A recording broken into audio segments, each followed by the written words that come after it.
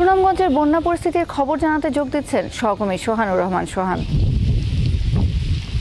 সোহান, বৃষ্টি কমায় সুনামগঞ্জের বন্যার পানি কিছুটা কমেছে আমরা জানি, তাতে কি বন্যা পরিস্থিতির কোনো উন্নতি হয়েছে? আর বন্যা কবলিত যারা আছেন তাদের অবস্থা কি?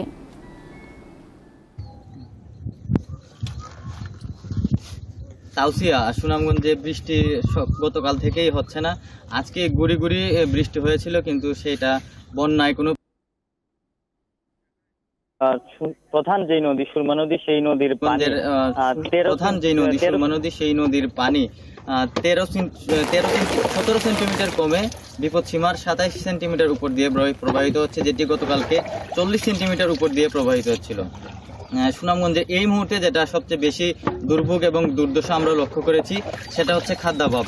সুনামগঞ্জের যারা এখনো তাদের আসবাবপত্র কিংবা অন্যান্য সরঞ্জামাদির মায়া ছেড়ে যেতে পারেননি, তারা ঘরে বসে খাবার পাচ্ছেন না, তারা আয় রোজগারও করতে পারতেছেন না, এবং যারা আশ্রয় কেন্দ্রে গেছেন তাদেরও চরম খাদ্য সংকট দেখা দিয়েছে। তবু তারপরেও আমরা প্রশাসন এবং বিভিন্ন বেসরকারি সামাজিক সংগঠনের উদ্যোগে রান্না করা খাবার বিতরণ করা দেখেছি।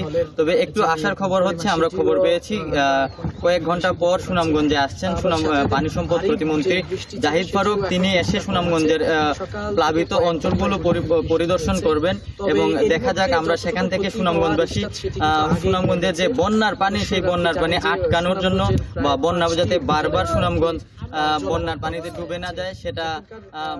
সুনামগঞ্জ থেকে বন্যা পরিস্থিতির খবর জানাচ্ছিলেন সহকর্মী সোহানুর রহমান সোহান।